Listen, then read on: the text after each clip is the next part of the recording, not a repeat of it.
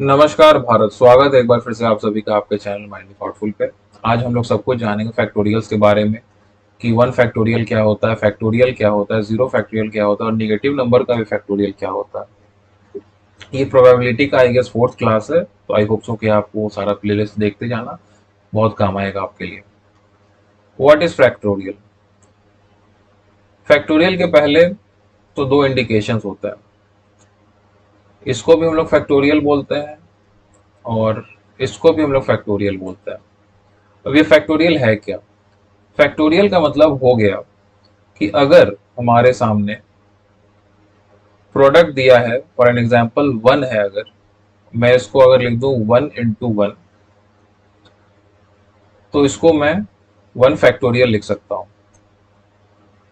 और one factorial इसको ऐसे लिख सकता हूं। ठीक है। दूसरा इंस्टेंस अगर कहा जाए, कोई दो प्रोडक्ट है, टू इंटू वन, तो इसको मैं क्या लिख सकता हूं? इसको मैं टू फैक्टोरियल लिख सकता हूं और टू फैक्टोरियल लिख सकता हूं इन दिस वे। इसी तरीके से मैं रिवर्स करके आपको समझाता हूँ, दिखाता हूँ कि एक्चुअल में होता कैसे है। इन द सेम वे अगर मैं थ्री फैक्टोरियल लिखूं,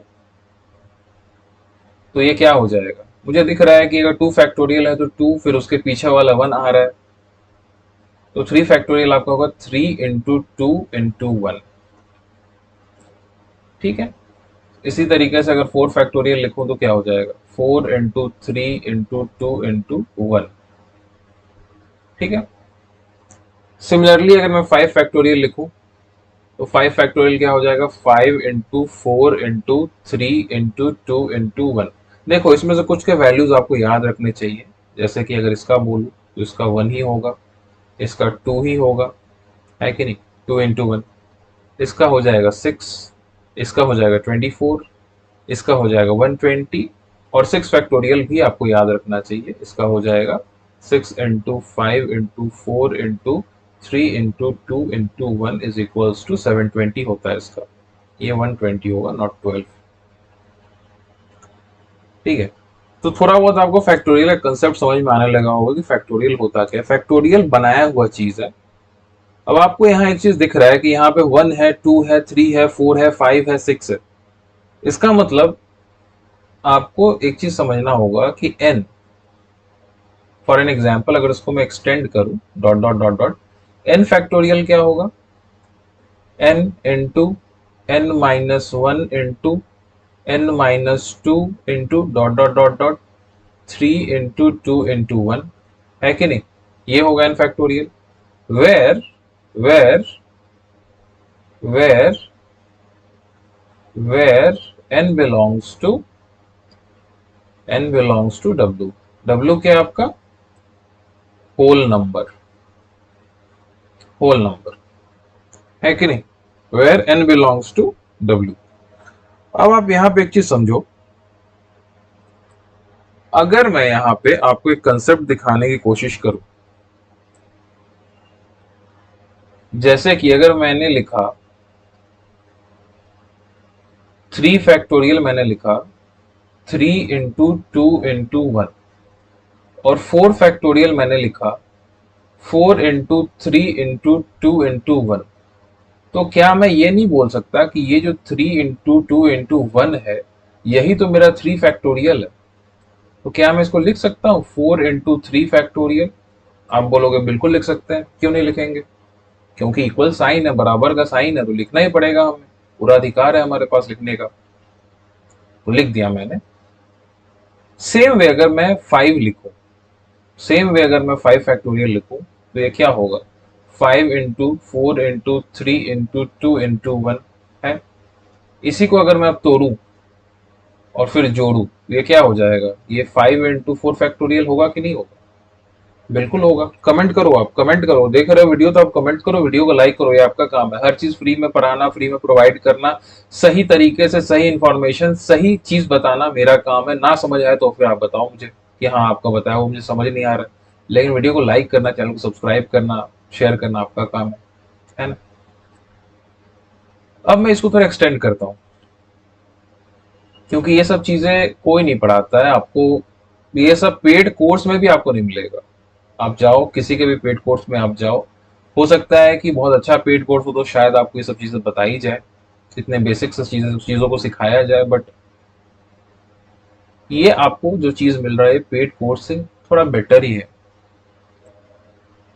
एनीवेज, तो ये 5 फैक्टोरियल हो गया। तो अगर मैं n फैक्टोरियल लिखूं तो क्या मैं इसको ये नहीं लिख सकता इसके बेसिस पे कि ये n into n minus one का फैक्टोरियल होगा? होगा ना जी, होगा ना। इसको मैं ये लिख सकता हूँ ना, 4 इंटू 4 - 1 का फैक्टोरियल, यहाँ पे 5 इंटू 5 - 1 का फैक्टोरियल, वही तो 4 है, वही तो 3 है, वही शून्य है, वही इकाई। तो n फैक्टोरियल भी तो मैं लिख सकता हूँ n इंटू n - 1 फैक्टोरियल। आप बोलोगे बिल्कुल लिख सकते हैं। अब आइए, यहां से हमारा शुरू होता है चक्र, और इस चक्र क्या कहता है? ये चक्र कहता है कि आपको n is equals to n factorial is equals to, आपको मिल गया। आप n - 1 फैक्टोरियल अगर देखो तो आपको क्या मिलेगा? n factorial upon n। ये भी हो सकता है और दूसरा सिंबल भी हो सकता है, n - 1 factorial is equals to n factorial upon n। दोनों सेम है, सिमिलर है, कोई दोनों में अंतर नहीं है। ठीक है, अब देखिए, अब यहां से होगा जादू। मेरे को क्या मिला? n - 1 factorial is equals to n factorial upon n। यही मिला ना जी, यही मिला। चलो अब जादू देखो। अगर मैंने किया let n is equals to 1, अगर मैंने ये पुट कर दिया तो मुझे क्या मिलेगा? n होल नंबर है, मैं पुट कर सकता हूं। क्या होगा? 1 - 1 is equals to 1 factorial upon 1। 1 - 1 is 0, 1 factorial is 1 upon 1 is equals to 1। अब यहां से मुझे एक जादू वाली चीज मिल रही है कि 0 फैक्टोरियल और 0 फैक्टोरियल आ रहा है हमारा 1। ये बड़ा इंपॉर्टेंट कंसेप्ट है, बहुत इंपॉर्टेंट है ये। इसको आपको हमेशा ध्यान में रखना चाहिए। ये बिल्कुल उसी तरीके से है जैसे कि a टू द पावर 0 1 हो जाता है ना। x टू द पावर 0 क्या होता है? अगर मैं लिखूं, कभी भी लिखूं x टू द पावर 0, तो आप क्या बोलोगे? ये 1 है। उसी तरीके से 0 फैक्टोरियल भी 1 के बराबर होता है। और ये एक अजीब सा क्या बोलूं मैं, मतलब इल्यूजनरी चीज है। आपको लगेगा कि यार 0 फैक्टोरियल तो 0 होना चाहिए, 1 कैसे हो रहा है? कैसे हो रहा है इसका प्रूफ आपके सामने है। This is the proof. ठीक है, आया समझ में? अब एक और जादू दिखाता हूं, आइए। इस जादू में हम लोग क्या करते हैं? हम लोग करते हैं let n is equals to 0। Put कर ही सकते हैं होल नंबर। जब n की वैल्यू 0 पुट की तो मुझे क्या मिला यहाँ पे? 0 - 1 is equals to 0 factorial upon 0। ये क्या हो जाएगा? -1 factorial is equals to 0 factorial is 1 upon 0। अब हम यहाँ पे फंस गए। अब हम यहाँ पे फंस गए। क्यों फंस गए? इसलिए फंस गए क्योंकि अगर मैथ्स में किसी भी पॉइंट ऑफ टाइम पे अगर डिनोमिनेटर में वैल्यू 0 हो जाती है तो पूरा हमारा जितना फंक्शन है ना, वो फंक्शन जो है हमारा एफ एक्स, वो बन जाता है अनडिफाइंड। अनडिफाइंड मतलब क्या? हमें पता ही नहीं है क्या हो सकता है, कोई जानकारी नहीं है, पूरे मैथ्स के ब्रह्मांड में किसी को कोई आइडिया ही नहीं है वो इनफाइनाइट क्या होगा, है ना। इनफाइनाइट बोल देते हैं अक्सर हम लोग, but the right term is undefined. तो ये अनडिफाइंड हो जाता है। इसका मतलब ये हो गया, इसका मतलब ये हो गया आपका कि निगेटिव नंबर्स का, इसका मतलब ये हो गया कि -1 फैक्टोरियल इज अनडिफाइंड। ये बड़ा इंपॉर्टेंट है। यहां से हम लोग ये कंक्लूजन पे पहुंचते हैं कि कंक्लूजन क्या है? कंक्लूजन ये है, पहला कंक्लूजन,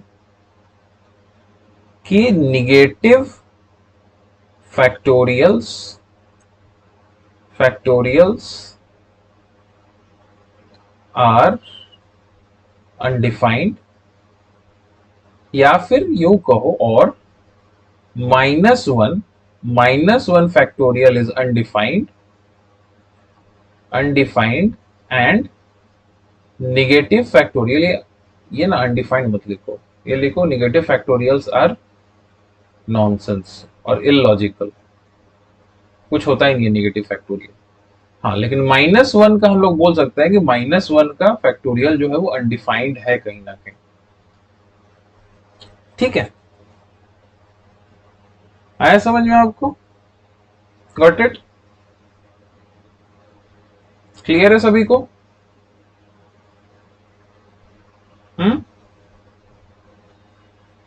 चलिए, दूसरा क्या कंक्लूजन आता है? दूसरा कंक्लूजन आता है कि फ्रैक्शंस फ्रैक्शंस मतलब कि अगर आपसे कोई बोले कि फैक्टोरियल 1/2 निकालो, फैक्टोरियल 1/4 निकालो, फैक्टोरियल 3/4 निकालो, fractions, factorial, again illogical, not possible.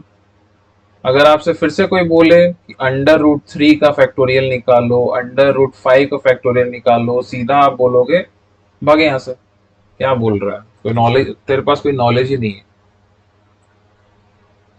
ठीक है, तो ये सब चीजें नहीं हो सकती है। क्यों? क्योंकि मैंने शुरू में ही आपको बताया कि n belongs to w whole number.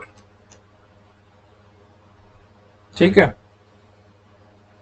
आया समझ में? फैक्टोरियल का सारा खेल समझ में आ गया कि फैक्टोरियल क्या है। देखो, आज हमारा लास्ट क्लास होगा। लास्ट क्लास मतलब क्या? आज हमारा फैक्टोरियल का क्लास है, फिर हम लोग परमुटेशन आज देख लेंगे, थोड़ा सा कॉम्बिनेशन में नेक्स्ट क्लास में देखूंगा, थोड़ी चीजें और बताऊंगा। उसके बाद हम एक्चुअल प्रोबेबिलिटी पे आ जाएंगे। प्रोबेबिलिटी के 1-2 दिन लगेंगे बेसिक चीजें बताने में। उसके बाद 2-3 क्लासेस में उसके न्यूमेरिकल्स खत्म। 10 से 15 दिन के अंदर आपका पूरा का पूरा प्रोबेबिलिटी जीरो से लेके फ्रॉम प्लिंथ टू पैरामाउंट खत्म हो जाएगा। ठीक है, सो आप ये टेंशन मत लो, एग्जाम आ जाएगा तो कैसे होगा, डोंट वरी, एक एक चीज मैं बताऊंगा, कराऊंगा आपको, क्वेश्चंस भी बताऊंगा, क्वेश्चंस भी दिखाऊंगा, सब कुछ समझ में आ जाएगा। अब आप समझिए परमुटेशन क्या होता है। परमुटेशन परमुटेशन का मतलब होता है अरेंजमेंट ऑफ ऑब्जेक्ट्स।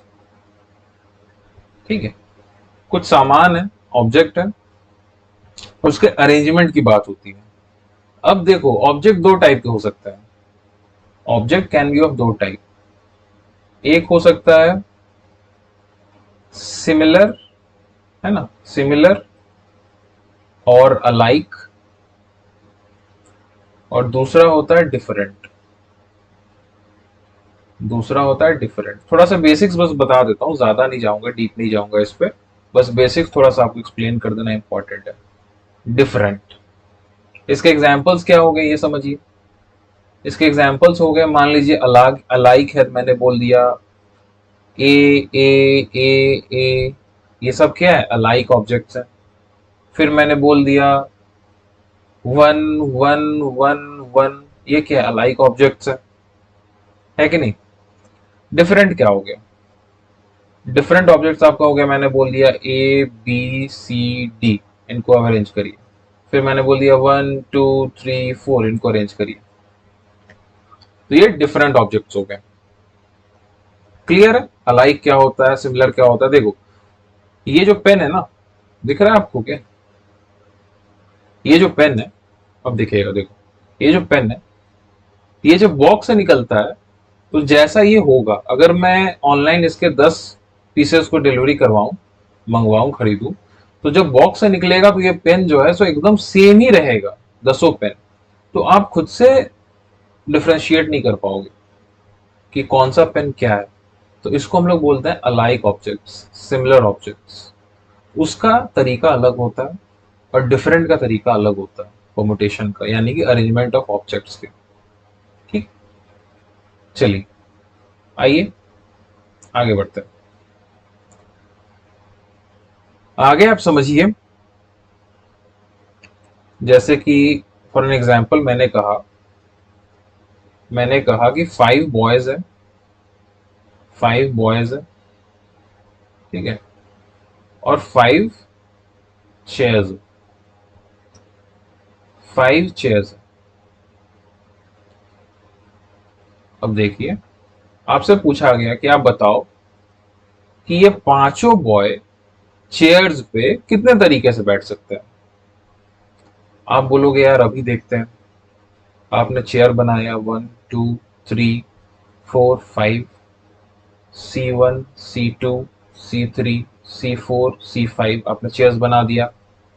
आपने कहा कि यार मेरे पास 5 बंदे हैं, 5 लड़के हैं, B1 B2 B3। अब ये 5 लड़कों का मतलब ही हो गया कि ये अलग है। 5 लड़के कभी भी सेम नहीं हो सकते, जैसे उनका फिंगरप्रिंट सेम नहीं हो सकता। वो दिखने में भले ही सेम हो, लेकिन उनका फिंगरप्रिंट भी कहीं ना कहीं अलग हो जाएगा। तो इसका मतलब जो सेम नहीं है, डिफरेंट है। B4 B5, ठीक है, B5। तो 5 हो गए बॉयज। अब आपने कहा यार ये जो पहला बंदा है, जो पहला बॉय है अपना, वो क्या कर सकता है? वो इस पे भी आके बैठ सकता है, इस पे भी आके बैठ सकता है, इस पे भी बैठ सकता है, इस पे भी बैठ सकता है, इस पे भी बैठ सकता है। उसके पास सारे ऑप्शंस खुले हुए हैं, है कि नहीं? है ना जी, सारे ऑप्शंस खुले हुए हैं। या फिर या फिर आप ऐसे समझो, ऐसे समझिए कि जैसे ये पहला चेयर, इस पे कौन बैठ सकता है? B1 भी बैठ सकता है, B2 भी बैठ सकता है, B3 भी बैठ सकता है, B4 भी बैठ सकता है, B5 भी बैठ सकता है। पांचों में से कोई भी इस पे बैठ सकता है। इसका मतलब क्या हो गया कि इस चेयर C1 को फिल करने का कितना तरीका हो गया? 5, है ना? मैंने बोला था जब मैंने मल्टीप्लीकेशन रूल समझाया था कि आपको इंडिविजुअली निकालना है कि एक काम को करने के कितने तरीके हैं। तो आपने देखा कि पहले चेयर को भरने का तरीका 5 है, क्योंकि पांचों बॉय इस पे मान लो आ सकता है। अब क्या हुआ, इस पे कोई बैठ गया, बैठ गया। अब जब आप इस चेयर पे देखोगे तो आपको दिखेगा कि अब इसको भरने के लिए आपके पास 4 ऑप्शन ही है। क्यों 4 ऑप्शन है? क्योंकि एक जो लड़का है, कोई B1 B2 B3 B4 B5 में से कोई एक तो यहाँ बैठ ही चुका है ना, वो तो बैठ गया। तो आपको C2 को भरने के 4 तरीके हैं। अब C2 पे भी मान लो कोई बैठ गया, एक्स वाई, एक्स वाई मत लिखो तो कंफ्यूजन हो जाएगी, इसको आप फिर क्रॉस कर दो, बैठ गया। तो 2 लड़के बैठ गए। अब C3 को भरने का कितना तरीका है? 2 लड़के बैठ चुके हैं, तो फिर 3 ही बचे ना, नियरली जो भी बचे, कोई स्पेसिफाई करना नहीं है, लेकिन 3 ही बचेंगे, 3 ही लड़के बचेंगे। तो इसको भरने का तरीका कितना हो जाएगा? 3, ये 2, क्योंकि 3 बैठ चुके हैं। अब एक ही बचेगा इसको भरने के लिए, तो एक। और मल्टीप्लीकेशन रूल क्या कहता है कि अगर कोई भी काम को इंडिपेंडेंटली करने के तरीके कुछ हैं, और अगर हमें काम को साइमल्टेनियस करना है, एक साथ फिलअप करना है चेयर्स को, तो ये मल्टीप्लाई हो जाएगा। तो ये हो जाएगा मेरा नंबर ऑफ वेज। और ये आप देख रहे हो ये क्या है? इसको मैं 5 फैक्टोरियल नहीं लिख सकता हूं क्या? लिख ही सकता हूँ ना 5 फैक्टोरियल। यही तो 5 फैक्टोरियल होता है, 5 × 4 × 3 × 2 × 1, है कि नहीं? है ना? तो फिर मैं क्या यहां पे आपको बोल सकता हूं कि n डिफरेंट ऑब्जेक्ट्स, इसको बोलते हैं लीनियर अरेंजमेंट। ठीक है, this is called linear, straight line है ना, तो linear arrangement, straight line. Linear arrangement क्या होता है कि n different objects, object same है, डिफरेंट है, n different objects can be arranged I hope आप पेन पेपर लेके बैठ कर लिख रहे हो, वरना बाद में आपको बहुत तकलीफ हो जाएगी, बता रहा हूं मैं, वीडियो से कभी पढ़ाई नहीं होता। लीनियरली इन n फैक्टोरियल वेज। आया समझ में? आया कि नहीं?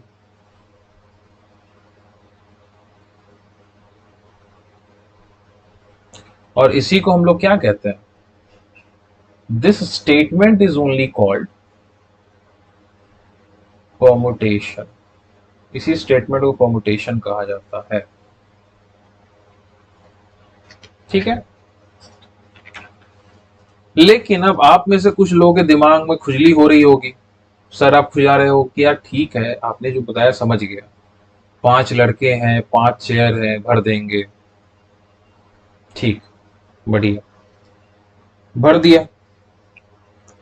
अब अगर मैं बोलूं अब अगर मैं बोलूं कि 7 लड़के हैं, 7 बॉयज एंड 3 चेयर्स, तो आप क्या बोलोगे? कैसे भरा जाए? तो फिर से चेयर बनाते हैं। C1, C2, C3, 7 बॉयज है अपने पास, तो सातों बॉयज को पहले लिख लिया जाए। B1, B2, B3, B4, B5, B6, B7। अब देखिए, इस चेयर को भरने के लिए कितने बॉयज अवेलेबल है? आप बोलोगे 7 अवेलेबल है भैया। मैं बोलूंगा जी भाई साहब, 7 अवेलेबल है। अब कोई एक इस पे बैठ गया, कोई एक इस पे जाके बैठ गया, तो C2 के लिए कितना अवेलेबिलिटी हो गया? C2 के लिए अवेलेबिलिटी कितना हो गया? आप बोलोगे यार C2 के लिए तो बस 6 बच गए ना, एक कोई बैठ गया, कोई भी एक बैठ गया, मान लो B1 बैठ गया तो 6 बचा। अब अगर C2 पे भी कोई बैठ गया, मान लो B2 बैठ गया, मैंने मान लिया B2 बैठ गया, तो C3 के लिए कितना बचा? 5 बचा। आप बोलोगे यस बिल्कुल सही है, मल्टीप्लीकेशन लॉ कहता है कि आप इसको बस मल्टीप्लाई कर दीजिए, है ना? तो नंबर ऑफ वेज कितने हो गए? नंबर ऑफ वेज हो गए 7 इंटू 6 इंटू 5। ठीक है। लेकिन अभी तक मजा नहीं आ रहा है। मजा इसलिए नहीं आ रहा है क्योंकि यार ये तो सबके लिए अलग अलग हो जाएगा। मुझे एक जनरलाइज चीज चाहिए। जनरलाइज चीज कैसे आती है वो समझिए। मैंने क्या किया, मैंने यहां पे फैक्टोरियल 4 से मल्टीप्लाई कर दिया और फैक्टोरियल 4 से डिवाइड कर दिया। मेरे आंसर पे कोई फर्क नहीं पड़ने वाला है। आप बोलोगे बिल्कुल सही बात है यार, मल्टीप्लाई और डिवाइड अगर दोनों कर दिया तो फर्क कैसे पड़ सकता है? चांस ही नहीं है फर्क पड़ने का। मैं बोलूंगा नहीं, फर्क तो पड़ेगा। देखने के नजरिए में फर्क पड़ेगा। कैसे? देखने के नजरिए में फर्क इसलिए पड़ेगा क्योंकि मुझे अब दिख रहा है कि ये जो 7 इंटू 6 इंटू 5 है, 7 इंटू 6 इंटू 5, 6 इंटू 5 है, और अगर 4 फैक्टोरियल को मैं ओपन करूं तो क्या हो जाएगा? 4 इंटू 3 इंटू 2 इंटू 1। मैं ये करके दिखा रहा हूं, करके दिखाने की वैसे जरूरत नहीं है, मैं डायरेक्टली लिख सकता हूं चीजों को, लेकिन दिखाना इंपॉर्टेंट है। और नीचे क्या है? 4 फैक्टोरियल। आपने बोला बहुत सही। फिर मैं बोलूंगा यार ये ऊपर में जो 7 जो इंटू है, ये क्या 7 फैक्टोरियल नहीं है क्या? आप बोलोगे यार बिल्कुल है, कैसे नहीं हो सकता है? नहीं होगा तो आज के बाद पढ़ाई लिखाई बंद कर दिया जाएगा। आप बोलोगे यार एकदम सही आप बता रहे हो, 7 फैक्टोरियल तो होना ही है, क्योंकि यही तो फैक्टोरियल का डेफिनेशन है। मैंने बोला बहुत सही। अब देखो कमाल। अब आप देखिए कमाल। कमाल आर खान, देखिए अब क्या होता है। ये देखो 7 फैक्टोरियल अगर है और नीचे में अगर 4 फैक्टोरियल, तो क्या मैं उसको लिख सकता हूं 7 - 3? 4 को किसी भी अगर कहीं पे भी मान लो 4 है तो उसको तो मैं 7 - 3 लिख ही सकता हूं ना जी। चाहे मैं उसको 5 - 1 लिख दूं, चाहे मैं उसको 2 + 2 लिख दूं। मैं अपने जरूरत के हिसाब से चीजों को लिखूंगा, तो मेरे जरूरत के हिसाब से दिख रहा है 7 - 3 इज परफेक्ट। मैंने बोला बढ़िया, 7 - 3 लिख दिया, है ना? तो अब मेरे पास नंबर ऑफ वेज क्या आ गए, 7 फैक्टोरियल अपॉन 7 माइनस 3 फैक्टोरियल। ये ऐसे लिखने का कुछ कारण है, मैं बताऊंगा अभी आपको। कारण है, विदाउट कारण यहाँ कोई चीज नहीं होता। 7 माइनस 3 फैक्टोरियल, ठीक है। अब इसमें आपको एक और एग्जांपल देना इंपॉर्टेंट है। चाहूं तो मैं इससे भी आपको फॉर्मूला डिराइव करके बता सकता हूं, लेकिन सही नहीं होगा। थोड़ा सा समझाना जरूरी है चीजों को। अगर मान लीजिए इसी में मैंने बोला कि यार 5 बॉयज है, 5 बॉयज है, ठीक है, और 2 चेयर्स है। तुमने बोला बहुत बढ़िया, 2 चेयर बना देते हैं। C1 C2 B1 B2 B3 B4 B5 हो गया। अब देखो इस चेयर को कितने तरीके से भर सकता है, 5 तरीके से। तो कोई एक चला गया, मान लो ये चला गया, तो इसको कितने करते तरीके से करेंगे, 4 तरीके से। और मैं फिर यहाँ पे बोलूंगा ये मल्टीप्लीकेशन रूल के तहत मल्टीप्लाई होगा।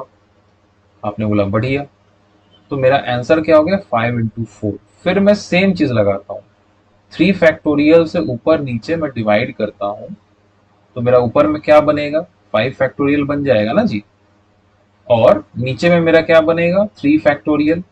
अब मैं फिर से अगर इसको लिखूं, 5 फैक्टोरियल अपॉन 5 माइनस 2 फैक्टोरियल, लिख ही सकता हूं 3 को, जैसे मैंने पीछे किया था, है कि नहीं। तो आप बोलोगे हाँ कर सकते हैं। इसका मतलब क्या है, इसका मतलब क्या है, मुझे एक यहाँ पे इंडिकेशन दिख रहा है कुछ। यहाँ पे देखो, यहाँ पे देखो आप, दिख रहा है क्या, येलो से नहीं दिखेगा यार, कोई बात नहीं, आइए। हाँ, अगर मैं बोलूं कि 7 बॉयज हैं और 3 चेयर है कि नहीं, तो मेरा आंसर क्या आ रहा है, 7 फैक्टोरियल अपॉन 7 माइनस 3 फैक्टोरियल। मतलब कि जो मेरे ऑब्जेक्ट्स हैं और जिन जगह पे मुझे प्लेस करना है, this is my object, this is my object, and this is where I need to place them, my placement, यहां पे मुझे प्लेस करना है। तो क्या हो रहा है उस केस में, क्या हो रहा है कि ऑब्जेक्ट का फैक्टोरियल हो रहा है और उसके डिफरेंस का भी फैक्टोरियल हो रहा है कि नहीं। आप बोलोगे सही है, आप बोलोगे सही है, तो फिर इसको एक जनरलाइज फॉर्मूला में डाल दिया जाए यार, वो सही रहेगा। तो एक जनरलाइज फॉर्मूला में अगर मैं बात करूं, अगर मैं बात करूं, अगर n बॉयज है, ठीक है, और 8 चेयर्स है, तो पीछे जो हमने देखा, क्या कर सकते हैं हम लोग इसको, ये मेरा ऑब्जेक्ट है, ये मेरा ऑब्जेक्ट है, तो इसका मैं पहले लिखूंगा n फैक्टोरियल अपॉन जो मेरा ऑब्जेक्ट है और जो मेरा प्लेसमेंट का प्लेस है उनके डिफरेंस का factorial, that is n minus r factorial. यही है ना, ये भी वही है, ये भी वही है, सब वही है, सारी कहानी वही है, सारा दुनिया वही है, ठीक है। अब मैं यहां पे इसको लिख सकता हूं क्या, कि इफ एन डिफरेंट, ये सब बहुत इंपॉर्टेंट है, इसको स्किप मत करना, इसको लिखना, वरना बाद में भूल जाओगे। परम्यूटेशन कॉम्बिनेशन कोई मजाक नहीं है, ठीक है। If n different objects are to be placed at r places, then number of ways is given by n factorial upon n minus r factorial, that is equals to, इसी को हम लोग बोलते हैं समटाइम्स n p r। और यही आपके दूसरे, कहीं आप अगर जाओगे तो आपको आएंगे और सीधा फैक्टोरियल लिख के, फॉर्मूला लिख के बता देंगे कि दिस इज एनपीआर, इसको याद कर लीजिए। तो अब आप खुद चूज करो कि आपको क्या चीजें याद करनी है या चीजों को समझ के सीखना है। याद तो करना ही पड़ेगा, याद तो करना is a fact, you will have to cram it, that is a fact, you can not deny that, but you will have to understand it first. पहले समझिए, सीखिए, फिर याद करिए, तो फिर उससे क्या होगा, आप भूलोगे नहीं। अगर भूल भी गए तो प्रोसेस याद है, चीजों को निकाल सकते हो। तो सिर्फ फॉर्मूला याद करना इज नॉट द की। और बहुत जगह पे आप जाओगे, मैं सबका तो नहीं बता सकता, लेकिन ज्यादातर जगह पे बस आपको ये फॉर्मूला लिखा जाएगा एनपीआर, और बता दिया जाएगा कि एस यार, एनपीआर का मतलब होता है n factorial upon n minus r factorial, बात खत्म, पैसा हजम, आगे बढ़िए। अब ये एनपीआर की कहानी यहीं पे समाप्त करते हैं। अब हम लोग कॉम्बिनेशन की ओर बढ़ेंगे। आपके सामने ये दिख गया कि ये है, देखिए एसएससी की अगर बात करूं तो एनपीआर से रिलेटेड ज्यादा चीजें हैं नहीं, लेकिन प्रोबेबिलिटी के तक जाने के लिए, प्रोबेबिलिटी का पहाड़ चढ़ने के लिए परमुटेशन भी समझना इंपॉर्टेंट है और कॉम्बिनेशन भी समझना इंपॉर्टेंट है। तो इसीलिए मैं चीजों को बताते हुए जा रहा हूँ। कुछ चीजें मैं बताने की कोशिश करूंगा क्वेश्चंस के थ्रू भी नेक्स्ट क्लास में, कुछ क्वेश्चंस के थ्रू आपको कॉम्बिनेशन बताऊंगा, फिर कॉम्बिनेशन बताने की कोशिश करूंगा, फिर हम लोग जंप कर जाएंगे प्रोबेबिलिटी की ओर। और आप मान के चलो कि 15 दिन के अंदर, यानी कि 10 अक्टूबर के अंदर अंदर आपके प्रोबेबिलिटी की ए टू जेड चीजें खत्म होंगी फ्रॉम द बेस, और शायद ही कोई क्वेश्चन आपसे मिस हो जाए। ठीक है, तो चलिए नेक्स्ट क्लास में फिर मिलेंगे, इसको यहीं तक रखते हैं, तब तक के लिए goodbye, see you, tata, जय हिंद।